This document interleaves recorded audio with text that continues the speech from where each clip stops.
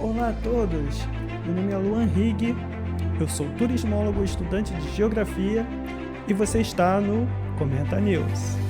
Você que está chegando agora, não se esqueça de curtir o vídeo, de compartilhar o vídeo com seus amigos e se essa é a sua primeira vez aqui, não se esqueça de apertar no botão aqui embaixo vermelho de inscrever-se. E agora, sem mais delongas, bora pro vídeo!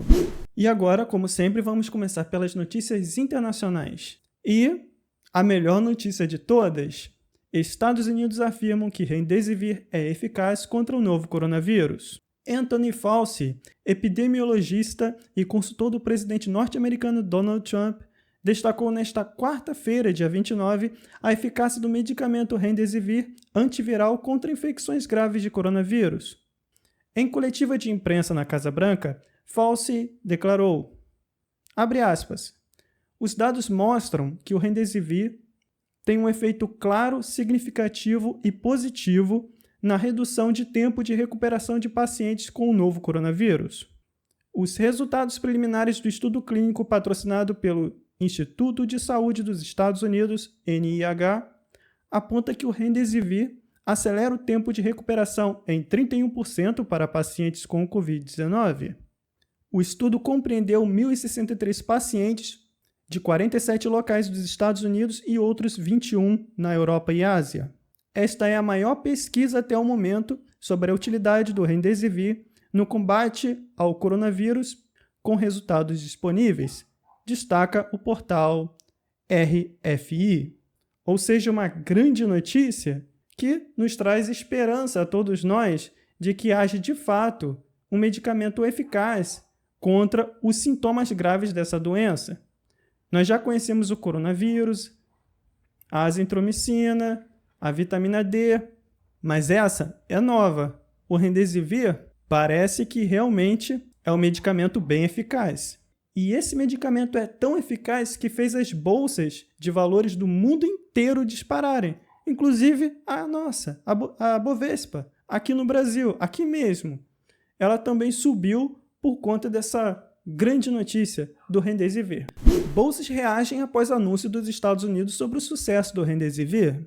Os mercados mundiais estão animados. Nesta quarta-feira, dia 29, após a farmacêutica Gilead Sciences afirmar que seu medicamento Remdesivir atingiu seu objetivo primário em testes contra o novo coronavírus. A informação foi confirmada pelo governo Donald Trump em coletiva de imprensa na Casa Branca, horas atrás. O Ibovespa, principal índice da Bolsa do Brasil, seguiu em linha com o exterior e registrou a terceira sessão positiva, encerrando acima dos 83 mil pontos, nova máxima em 7 semanas. De acordo com os dados preliminares, o Ibovespa subiu 2,49% a 83.339,76 pontos, maior fechamento desde 11 de março. Resultados preliminares do estudo clínico, que foi patrocinado pelo governo dos Estados Unidos, apontam que o Remdesivir acelera o tempo de recuperação em 31% para pacientes com Covid-19. O estudo compreendeu 1.063 pacientes de 47 locais dos Estados Unidos e outros 21 na Europa e Ásia, como noticiou a Renova Mídia. Ou seja, é ou não é para a gente ficar animado? Se até os grandes investidores estão animados, nós também podemos ficar um pouquinho, não é mesmo? Nós precisamos de boas notícias, né? Já chega o ano de 2020, tendo só notícias ruins, temos que ter também notícias boas. E essa do Remdesivir pode ser aquela notícia que estava faltando para esse ano ficar bem de verdade. Agora, mais uma notícia que vem lá da Venezuela. A gente sabe que Nicolás Maduro é o grande ditador e ele manda e desmanda naquele país. Mas o Brasil reconhece apenas Juan Guaidó como o presidente legítimo. E ele, em uma entrevista na Jovem Pan, faz fortes declarações. Guaidó denuncia a manipulação de dados do coronavírus na Venezuela. Juan Guaidó, presidente interino da Venezuela, reforçou nesta terça-feira, dia 28, que os números divulgados pela ditadura de Nicolás Maduro sobre os casos de coronavírus no país não são confiáveis. Em entrevista à Jovem Pan, Guaidó declarou, abre aspas, lamentavelmente, há uma opacidade no manejo desses números, não são confiáveis. Há jornalistas que são detidos ou sequestrados por simplesmente informar ou comunicar casos existentes de coronavírus. A Venezuela atingiu sua capacidade máxima na saúde e fica difícil desenhar um cenário real. O líder parlamentar da oposição a Maduro afirmou travar uma, abre aspas, luta constante contra a ditadura. Não há um momento certo para fazer o correto e o justo. A minha luta na Venezuela não é por um cargo. A minha luta é para recuperar os direitos humanos que a ditadura sequestrou em 2018 e a recuperação de serviços básicos. Somos um país com uma das maiores reservas de petróleo do mundo e que não há sequer gasolina para o transporte de alimentos básicos.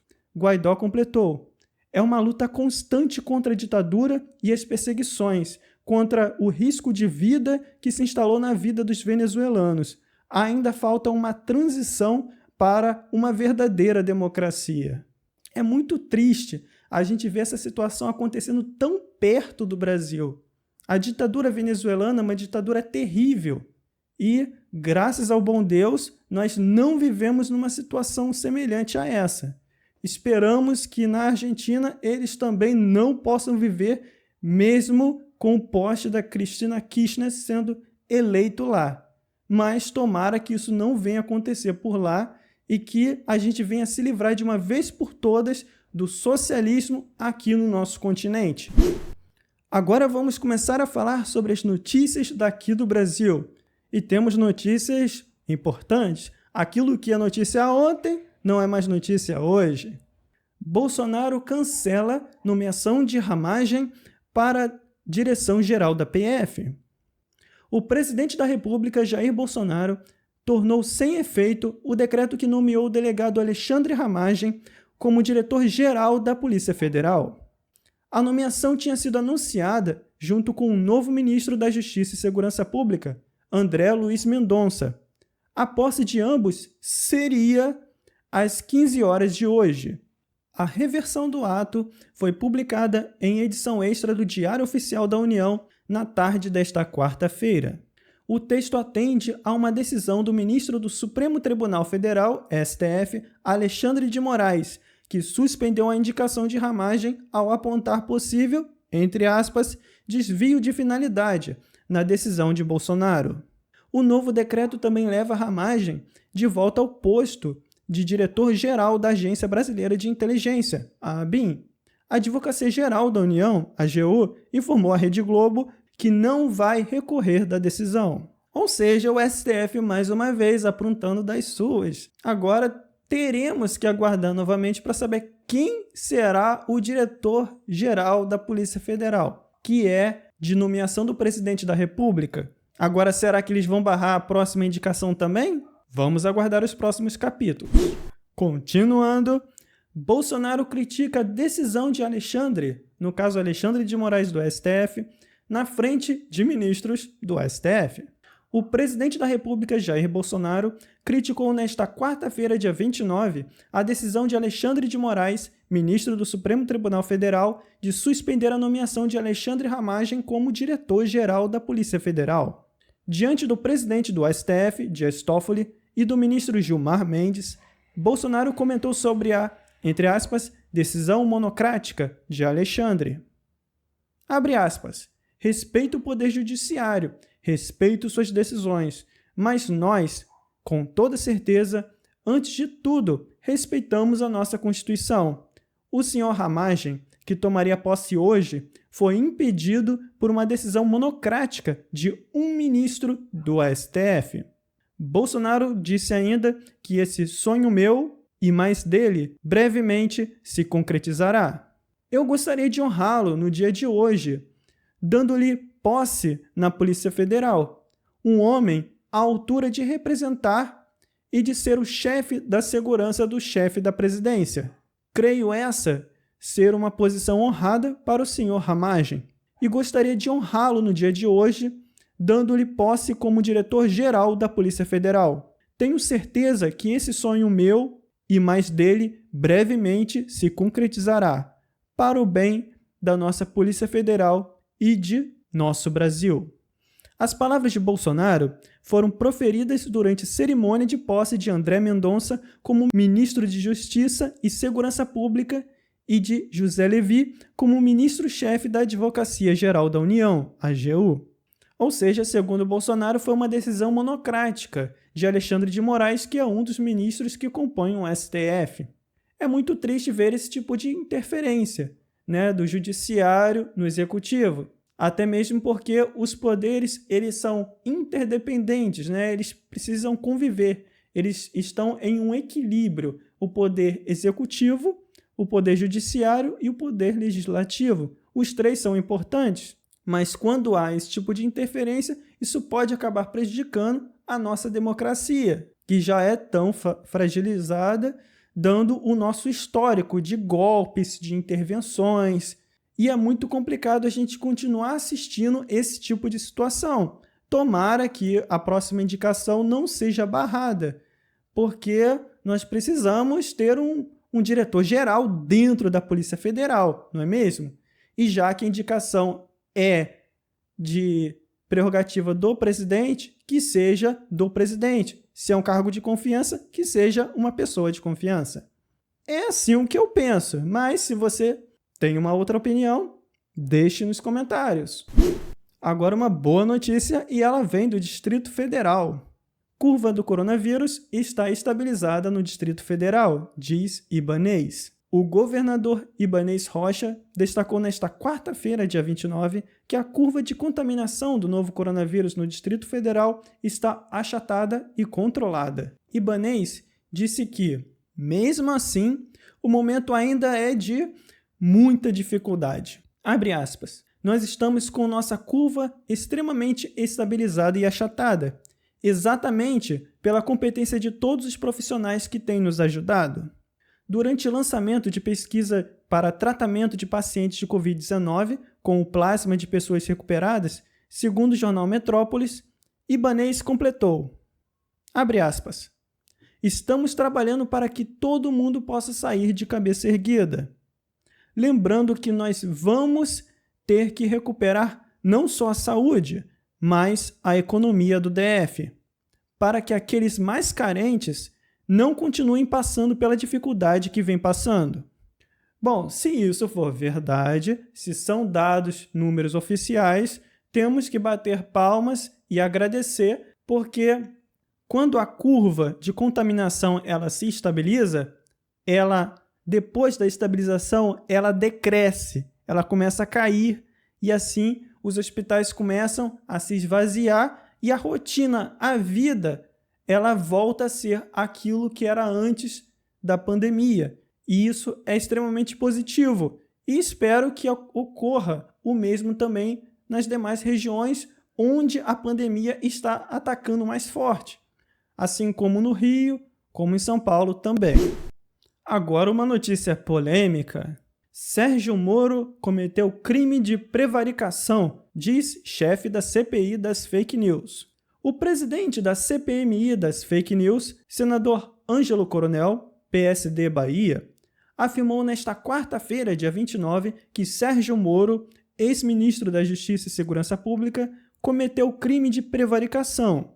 Coronel disse que Moro errou ao não denunciar o presidente da República, Jair Bolsonaro, por supostamente querer ter acesso a inquéritos sigilosos da Polícia Federal.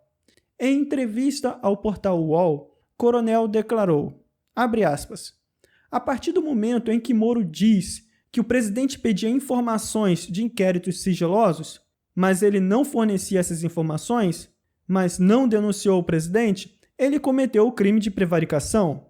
O senador complementou, a partir do momento que ele condicionou a entrada no ministério a manter uma pensão para a esposa em caso de morte, está uma corrupção passiva.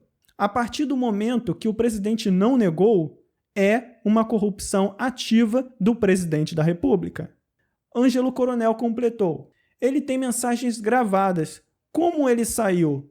Também quero ouvi-lo. Se ele tem razão no que acusou o presidente ou se ele não tem razão, se ele mentiu. Se tornou um mito no Brasil pela sua atuação na Lava Jato, mas quero que ele prove. Então, Sérgio Moro vai ter que provar. Todas aquelas acusações que ele fez contra o presidente da República, ele vai ter que provar em juízo.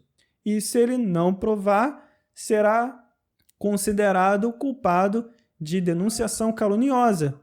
Ou seja, tudo aquilo que ele acusa pode acabar voltando para ele. Então, teremos que aguardar o prosseguimento das investigações para termos o real cenário daquilo que está acontecendo e daquilo que pode acontecer no futuro. Pedido de impeachment de Bolsonaro gera crise interna no PSOL. O Partido Socialismo e Liberdade, o PSOL, enfrenta uma guerra interna que se intensificou nos últimos dias. Os atritos resultaram, inclusive, na saída do presidente do partido, Juliano Medeiros, do grupo de WhatsApp do Diretório Nacional da sigla. A confusão começou quando uma ala do partido resolveu, à revelia da ala majoritária, apresentar na Câmara dos Deputados um processo de impeachment contra o presidente da República, Jair Bolsonaro. Fontes ouvidas pela reportagem do Congresso em Foco afirmaram que o grupo majoritário da legenda, que venceu a última disputa pela presidência do Diretório Nacional, acredita que abre aspas, o PSOL radical não evolui e, com isso, não se torna um partido relevante no debate. O líder da sigla na Câmara, Fernanda Melchiona, do Rio Grande do Sul, e os deputados David Miranda, do Rio, e Sâmia Bonfim, de São Paulo, entraram com um processo de impeachment, alegando que Bolsonaro teria sido criminoso em sua conduta. Porém, abre aspas, a ala voltada ao diálogo, conforme denominou a fonte do partido, acreditava que não tinha como se entrar com um pedido de impeachment sem ter um clamor popular para isso. Ou seja, dentro do PSOL, uma crise se instalou e por culpa de quem? Por culpa de quem? Do Bolsonaro, claro. As esquerdas ficam o tempo todo pensando, será que a gente tem que fazer um pedido de impeachment? Temos que tirar esse fascista do poder? Temos que dar um jeito nesse amante de ditaduras? Enfim, o pessoal do PSOL fala muita geleia. Mas é bom saber que o partido está aparentemente amadurecendo, né? Porque não dá para ser radical o tempo todo, virar um PSTU ou um PCO e ficar só gritando, levantando cartaz e fazendo arruaça. Bom, para participar de debate sério, tem que propor ideias sérias, consistentes, que você consiga provar e não simplesmente pedir um impeachment porque não gostou de uma fala ou do jeito como conduziu tal situação, enfim. Assim, acaba trazendo descrédito à sigla que quer se promover. E tomara que eles cresçam para que a gente possa debater de forma de um nível mais elevado, digamos assim. Então é isso, pessoal. Muito obrigado por terem assistido até aqui. Antes de sair, não se esqueça de deixar o seu like, de compartilhar com seus amigos e de se inscrever no nosso canal. Eu vou ficando por aqui, nos vemos no próximo vídeo. Valeu! Tchau, tchau!